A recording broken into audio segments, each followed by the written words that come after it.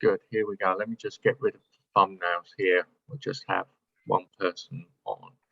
So anyway, today, guys, we're going to talk about sprinkler systems. The different types of sprinklers we've got. There are a few different ones on the market. I've got some photographs to show you how they work and the color codings of sprinklers as well. Because sprinklers are color coded according to the temperature of which they go off at. There's also sort of reasonably newish type of sprinklers as well, early suppression fast response sprinklers, ESFR, which are normally used in places like warehouses. And we've also got mist systems as well in place, which you can use in places like museums and places with high value, which I'll go through shortly. I'm going to talk about sprinkler systems. There's four different types or four main different types of sprinkler systems, which is dry pipe, wet pipe, pre-action and deluge. And obviously, as always, there's a few links to some YouTube if you want to go further into it. But let me just give you a quick history. Sprinklers are actually designed over 200 years ago by a good old pomp called John Carey in England. And if you think about trains, cars, planes and all that lot nowadays, they've changed quite a bit in the just over 100 years since we've started to build them. Sprinklers haven't changed a lot since then. Okay, they've got a bit more technical, but they haven't changed a lot. And worldwide, I've been told, and everything I look at, they're about 97% reliable. They can deliver around about 20 to 40 gallons of water a minute, but you can get them as well where you've got now you've got fast-acting sprinklers and you've got standard response sprinklers, which I'll go into in a minute. And you've got ESFR sprinklers, as I mentioned earlier, which can deliver around about 100 gallons of water a minute into a particular area. And before we start as well, unlike the movies, you see these sprinklers go off and everyone's having a conversation while they're getting wet. It's actually very noisy because alarms are going off, and also the water is very dirty in some cases, and it absolutely stinks because it could have been in the pipes for some time. Okay, and contrary to popular belief, if one goes off, not all of them go off unless it's a deluge system, which they'll all go off together. But you'd only get a sprinkler go off if heat hits the flangeable bulb, it explodes and water comes out. If heat gets to the next sprinkler, yes, that will go off. But normally, and I've done some computer modeling using the Brands fire model, I set fire to 3 cars in a car park once, which was sprinkler protected, and that only set off 3 sprinklers and extinguished the fires in the car, on the car fires. So this is basically what a sprinkler looks like. Well, it is what a sprinkler looks like. You've got the water, which is behind here. You've got a plug, which is holding the water up. Now, to hold that plug in place, you've got that flangeable tube there, which is full of liquid. And in this case, it's a red one, which goes off at 68 degrees C. And then you've got your coverings and things like that on it, protection to stop people hitting it. Now, people do hit them, and people do hang coat hangers over them in hotel rooms and put balloons on them over Christmas and all the rest of it. Just here, you've got a standard response sprinkler, which you don't see much nowadays in buildings, only normally in the older ones. But a lot of people are changing them now for these quick response sprinklers, because they go off about 5 to 10 times faster than the standard response sprinklers. And this is a basic sprinkler system. What you've got your pipes and they're full of water, okay? And then you've got your sprinkler heads up here. Once your flangeable bulb, once you get heat, a fire under here, and it gets to 68 degrees, that flangeable bulb will explode, release the plug, and water will come out, okay? A flow switch will then operate. It will then send a signal down to a fire indicator panel, which will then do all the other good bits which we spoke about earlier and we speak about in sessions to come. But sends an alarm signal to the building via the fire indicator panel, and it then starts off things like building management systems, shut fire doors and all that type of stuff, okay?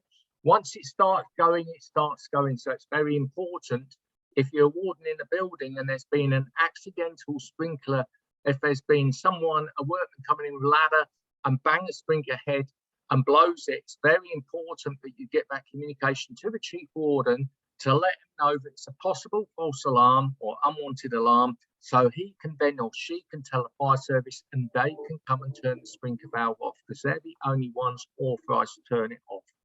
So in that sort of case, it's got to be speed to prevent damage to your building. Obviously, if there's a fire, you want to keep it going. But normally in a fire, these sprinklers would probably put them out quite rapidly. They're quite widely used in buildings now, especially in fire engineered solutions. So these are the different types of sprinklers you can get in buildings. You might look at a building and think, or go on the floor and think, oh, I've got any sprinklers here. Well, you may be wrong, because this is a standard type pendant type sprinkler head here, which you see quite common. You can see that's a fast response one. Plug sitting up there, it's just holding in place. This one's a concealed pendant sprinkler, and you can see it, you see caps along the ceiling. When heat gets to it, obviously it spans, blows, and the cap falls out and a load of water comes out, dispersing the water over the deflector. That's the word I was looking for, which I couldn't remember. And then you've got the ESFR sprinkler, which is, it's got a series of metal working parts, but they go off majorly quick, and like I say, they deliver huge droplets of water. And you can see the size of the plug there in comparison with the plug in a normal response sprinkler, which is in an office block. This one's a wall wetting sprinkler. You see them if they want to stop fires spreading from one building to another, perhaps. If they've engineered something in the buildings built slightly close to each other, might see wall wetting sprinklers on the outside or even on the inside of buildings. And this one here is a standard response sprinkler, which is semi-recessed or semi-concealed. And that's actually in one of the older buildings in the city. And this is how they work. You're normally sitting there, you've got the plug there, you've got your glass bulb, you've got the deflector there. Heat gets to it, explodes that glass bulb, and the pressure of the water forces that plug out. Water comes out and disperses over the deflector just like that. It just keeps going and going and going until the fire service come out and turn the sprinkler valve off. If you're in a building when the sprinkler's gone off in anger, let's say there's a fire in the building, if you're still in there, I'd suggest that there's something wrong with the emergency procedures. So here, remember I said about the color coding of sprinklers. 68 degrees here is red ones, and you can go right up to 141 degrees C with the blue ones. You can see your fast acting sprinklers there and your normal standard response sprinklers. Now, depending what temperature they operate at depends on where they're placed in the building. So something like this one at 140 degrees C will be placed somewhere like a kitchen in a hotel, whereas one of these ones here, standard type of ones, are normally in office blocks and hotel rooms and places like that. Okay, so it just depends on where they are and what's been maybe engineered into the building. And you can have them upright, okay, and you can have them pendant type of sprinklers. So this is an upright sprinkler, and you can see the deflector the way it is. So if it's sitting upright, and then the water will flow downwards in an umbrella type fashion. And if it's a pendant type sprinkler, it's sitting downwards, and again the water can flow out like in an umbrella type of fashion. So remember I said about the different types of sprinklers. You've got your dry pipe, you've got your wet pipe, you've got your pre-action deluge. They all have places in buildings, okay? Now, the dry pipe system, what they do, they charge the pipes up where I showed you before about water in the pipes. Well, actually replace that with nitrogen, which is pressurized. So behind the sprinkler head is nitrogen. It's pressurized right down to a valve, which keeps the valve shut to stop the water getting to it. They're ideally suited for things like freezer compartments. Obviously, you don't want a wet pipe system in a sprinkler compartment because it won't do any good at all. So if the sprinkler goes off, there's a fire in that freezer compartment in this example. It will then release the compressed nitrogen inside that pipe, which will then in turn release the valve, allowing water to get to that sprinkler head. Okay, wet pipe system, you've seen that it contains water under pressure, and they're normally in bog standard type of buildings, and as soon as the fire's there, the glass globe will shatter and obviously water will be delivered to that area instantaneously. Pre-action are a different type of system. It's not pressurized, it's the heads are full there, and then there's a valve down the line holding the water back. Now, it might need, in some cases, 2 inputs for that valve to open. So let's say you've got, it's connected to a smoke detector. It detects smoke. It then releases the valve. Water will flow up to the sprinkler head, but no water will be released because the sprinkler head hasn't gone off yet. But let's say there's a fire there and the sprinkler head has gone off, it will then put water into that area. If by chance someone smashes that sprinkler head and there's no smoke, in this example, a smoke detector, opening that valve, it means that they know water there, so it won't cause any damage. So they're well suited for things like hotels, apartments, and that sort of place where you might get malicious damage or accidental damage. Deluge systems, though, you could have, let's say, a series of 10 sprinkler heads spread around an atrium in a building. And what they are, you haven't got the glass globe in there, it's just open.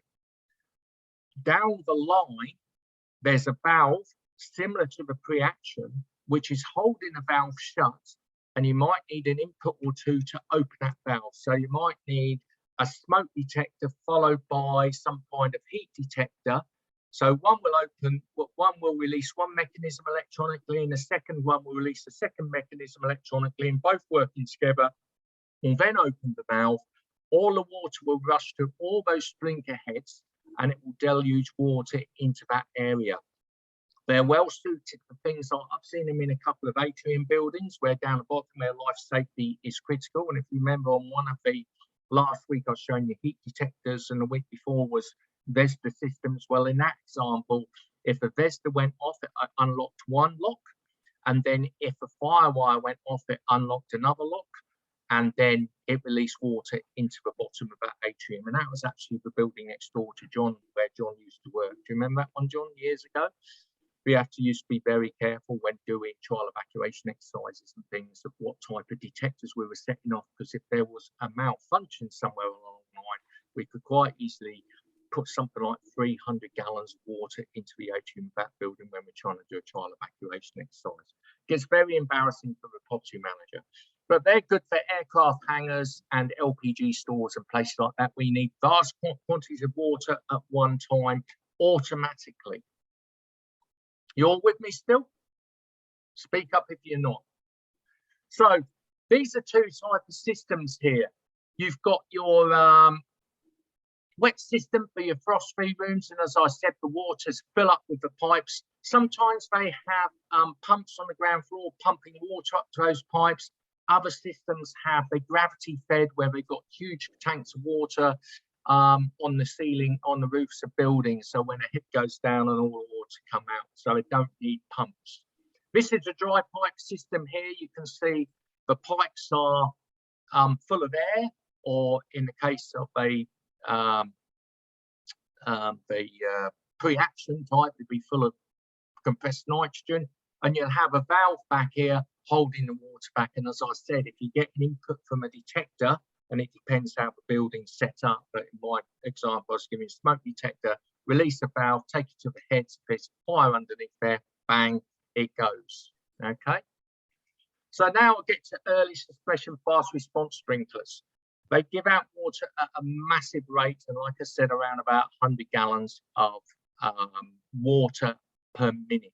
Huge droplets of water, ideally suited for warehouses. So where you've got big stacks of, say, cardboard boxes and that stacked up, or paper, they're positioned above them, and there's a fire, it won't deliver the water in like a umbrella fashion. It will just put huge quantities of water in large droplets on that stack. And then you've got water mist systems. Water mist systems consume about 90% less water compared with normal sprinklers. They limit the amount of oxygen and cause the temperature of fire. Okay, and they're normally placed in what they call special hazard areas, things like museums and that. So remember we said about Vestas systems was an example a few weeks ago.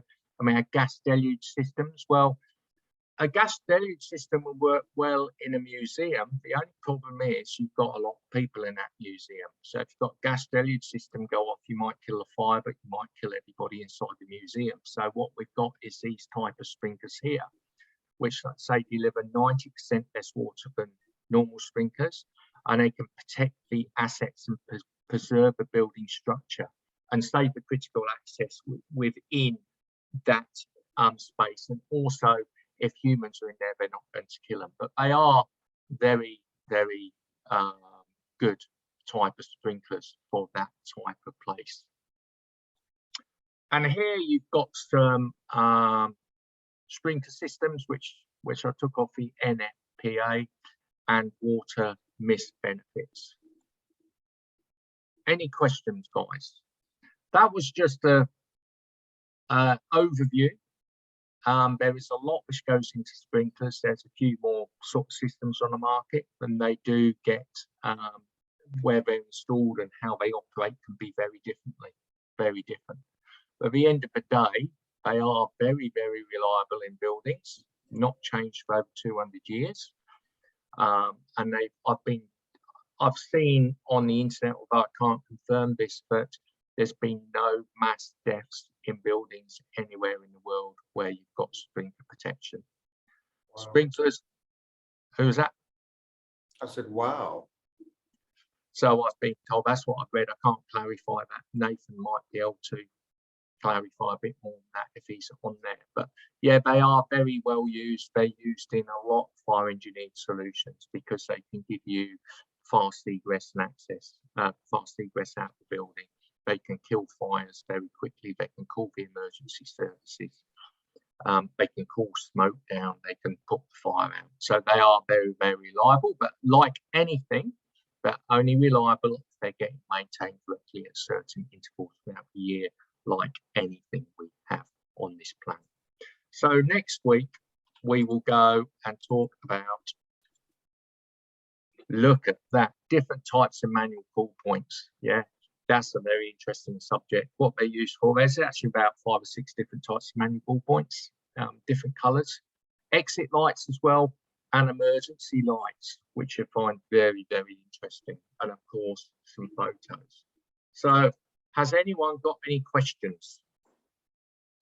With the dry system, is it the nitrogen which is the retardant or the water? For water. Okay, so the nitrogen keeps the pipes dry. Yeah, nitrogen keeps pipes. Okay. Nitrogen is an inert gas, so it won't catch fire. Aircraft tyres are filled with nitrogen. Okay, cool. Okay, and when on me, I'll bring back my time in the military when I was a fine, upstanding weapons technician of the Royal Air Force. We used to use nitrogen in weapon systems because we had weapon systems with canards, which used to guide bombs and missiles. That's how they used to work. And used to have compressed nitrogen inside. Wow. So you had to use inert gases all the time on an aircraft. So you fill up the aircraft tyres with them as well. Because you don't want aircraft tyres exploding and blowing up, do you? No. Especially on aircraft carriers. It can be very embarrassing. Especially if you're sitting off the coast of North Korea. Is there anything else, guys? Have a look at the links. Like I say, all these things I just go through. Did I stop recording on that one?